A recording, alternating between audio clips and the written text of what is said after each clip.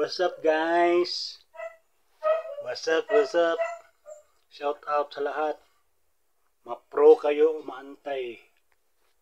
Tanong ko lang, bakit hindi nakapublic ang bicameral conference? Ang pinag-uusapan doon, ano naman, pera ng taong bayan. Dapat nakapublic yan para malaman namin. Diba? Dapat hindi yan naka-private. Dapat naka-live yan.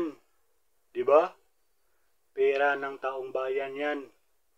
Dapat pinapaalam nyo sa amin, pinapakita nyo sa amin kung paano kayo nag-uusap dyan. Huwag kayong tago ng tago. Ha? Makinig kayo.